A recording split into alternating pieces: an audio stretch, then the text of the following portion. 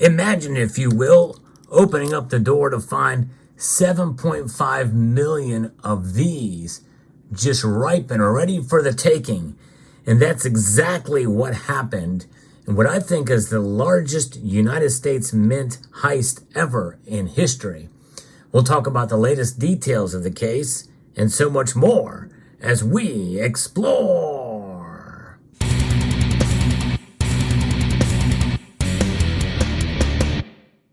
The American dime. It is the smallest, most widely used coin in history here in the United States of America.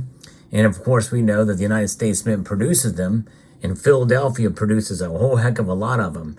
In fact, a great chunk of them were loaded onto a tractor trailer and were summarily just taken. I'm going to give you the latest details of this case, as I've talked about this and did a video about this earlier in this video. If you enjoy videos about the news with regards to coins, precious metals, and the like, I hope you will consider subscribing to the channel. Several members of the community made me aware of the update to this story, knowing that I had posted a video about this when the crime actually occurred back in April. I'm going to be referencing a story from the Philadelphia Inquirer, which I think has the most detailed information about this case. But there's still some lingering questions that remain in this case. Now, this display that you see before you here, I thought I'd show you some actual dimes, what they look like compared to what dimes used to look like. This, in fact, you can see a silver dime compared to a regular dime. It's very easy to tell the two apart just in the tone and the color. Silver, much more shiny, much more brilliant to look at. Of course, you know there's no sandwich layer in the middle there either, which makes it nice. But that's what the silver dime looks like. That's what a clad dime looks like. And then a better designed dime was what's known as commonly referred to as a mercury dime. But in reality, this is called the Winged Liberty dime. I think that's a much better design. They don't make those anymore, but they're beautiful. And if you are new to stacking or accumulating silver, it is probably the best way to accumulate silver cheap is to buy them in this form, silver dimes. And you can get these for about $2 a pop or somewhere thereabouts. And you've got a start of a silver stack. But nonetheless, in this case, it was all brand new 2023 dimes and that were taken. And they were taken from this tractor trailer that was pulled over in a Walmart parking lot. And that's where the mystery starts. Federal authorities have unsealed now charges that they have levied against 4 men that was just released very recently in the brazen theft of more than 2 million dimes from a truck hauling them from the U.S. Mint earlier this year. The $234,500 heist with a haul weighing more than a ton was the culmination of a spree of tractor trailer robberies in which the same crew stole frozen crab legs. Yeah, so they're very versatile in their things that they're stealing. Shrimp, meat, beer, and liquor from trucks passing through the region, prosecutors said in court filings. So it was a little racket they had going on there. All 4 men, Rakeem Savage, age 25, Ronald Bird, age 31, Hanif Palmer, age 30, and Malik Palmer, age 32, all from Philadelphia, are facing charges including conspiracy, robbery, and theft of government money that could send them to prison for decades. Yeah, crazy. Lawyers for the men did not immediately return calls for comment. All 4 are in FBI custody and scheduled to appear in detention hearings before a U.S. magistrate. Investigators believe the April 13th caper, which left thousands of dimes scattered across a roadway shimmering in the sun as thieves made their escape, came after weeks of Savage, Bird, and Palmer's committing similar crimes. In each case, their methods appeared to be the same. The men would strike tractor trailers carrying goods through Philadelphia, often as they were parked in area parking lots overnight so the drivers could rest during their cross-country journeys. So they've been staking these trucks out for quite a while. They allegedly haul the drivers out of their trucks, pun may be intended, sometimes by force, before opening the back of the trailers with bolt cutters. So that gives us some indication as probably what happened here. Although they don't specifically say that's what happened here.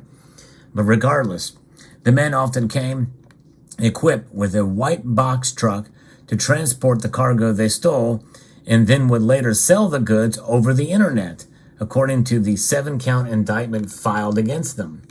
In March, prosecutors say Savage stole 60 cases of Jose Cuervo off of a truck.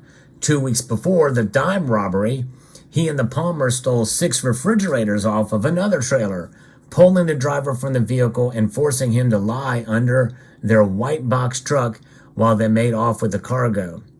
8 days later, prosecutors said Bird attempted to sell off the booty from one heist, sending messages to a number of people announcing that he had stolen frozen shrimp to sell. Wow, that's pretty stupid. They're pretty smart in planning this crime, but then when they go to do this, they're admitting that it was stolen. It's insane. Police believe that the crew stumbled across an unmarked tractor trailer parked in the Walmart parking lot at Philadelphia Mills Mall. They had no idea of the cargo they'd find inside. More than 7.5 million dimes. Yeah, crazy. No wonder why they didn't take it all, by the way. That was worth roughly $750,000, weighing about 6 tons and loaded onto several pallets. Investigators say the driver who had picked up the coins that morning from the U.S. Mint in Philadelphia was taking them to Miami and had pulled over in the parking lot for the night to sleep. Now, the first thing that makes me wonder here, and this is why this is kind of mysterious here, if he picked him up that morning and he went to a Walmart parking lot at Philadelphia Mills, what was he doing for the whole day in Philadelphia? Something doesn't rack up there. You would think he'd be well on his way, more than halfway to Miami by that time. And by that night, it's just very strange. So anyways, he was taking them to Miami and had pulled over in the parking lot for the night to sleep. Well, why would you go in a Walmart parking lot? I know it's somewhat, commonplace, but to me, that's especially if the lights are low in that night, that would be a perfect way for a crime to occur. And besides, aren't there rest stops for trucks along the interstate? I've seen them. Why can't they just pull in one of those places where it's well lit and there's other truckers around and it's full of activity, which means that any criminals would have a very hard time getting away with their caper as they would here. To me, something seems awry there. Why would the U.S. Mint, by the way, allow that kind of policy, especially having $7.5 million being hauled? To me, that seems almost on the United States Mint to not have a policy in place to prevent such a thing from happening as part of a contract with some of these trucking companies. And that, to me, that's not been addressed here, but I think that would be a real concern. That's one question I have, as I mentioned in my prior video on this. So surveillance video shows 6 men dressed in gray hoodies and armed with bolt cutters approaching the truck in the middle of the night and breaking the lock that protected the goods inside. Nothing in that paragraph and that one sentence said anything about the driver. What was the driver doing? Was he accosted like in the other incidences? Is it assumed that was the case? I think they should have reported that if it indeed did occur. There was surveillance video, so what gives there? It's left for us only to guess. Once the thieves discovered that the pallets of coins would be too heavy to carry, they split them open, began loading them into smaller bags and loading them on a waiting truck. Philadelphia Police Captain John Ryan, commanding officer of the Northeast Detective, said at the time, hundreds of thousands of dimes were spilled across the parking lot in the process, and as the thieves made their escape, footage shows them pausing to steal recycle bins from nearby houses, presumably to help later unload their haul.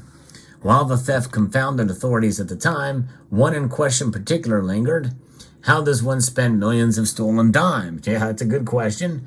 The smallest widely used coin in the United States without drawing attention. The indictment, unsealed, offered some clues. The day after the theft, it says Malik Palmer sent the others a link to an online calculator that can estimate the total cash value of a collection of coins based on weight and denomination. In the weeks after the theft, the others allegedly converted thousands of dollars of dimes into cash at Coinstar machines in Maryland, or by depositing them in at least 4 different banks in suburban Philadelphia. Still, the amount of converted coins specifically detailed in the indictment adding up to only a couple $1,000 is only a fraction of the more than $200,000 worth stolen by the group. As to what happened to the rest, well, if for some reason you have a lot of dimes at home, well, I've got some of these and I've got a considerable amount of these. I actually save these and will cash them in later, but I don't think I'll have enough that will raise any red flags if I take and cash the amount that I have in. But nonetheless, if you have an amount in the Philadelphia area anyway, this might not be the best time to cash them in.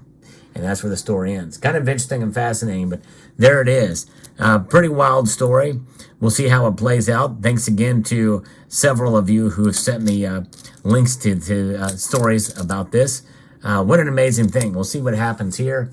But to me, even though we got some more details on this, it raises more questions than not. What about the U.S. Mint? And what about the driver? And what about the policy? And how foolish is it to pull into a Walmart parking lot to fall asleep for a trucker? To me, it just makes more sense. And what did he do all day in Philadelphia there after he got that load? I would think that you have that kind of load, they'd want to get it down to Miami quick. But fascinating indeed. Let me know what your thoughts are in the comment section down below. I'd like to extend a multitude of gratitude to each and every one of you for taking the time to watch, and to encourage you to please rate, share, comment, and subscribe.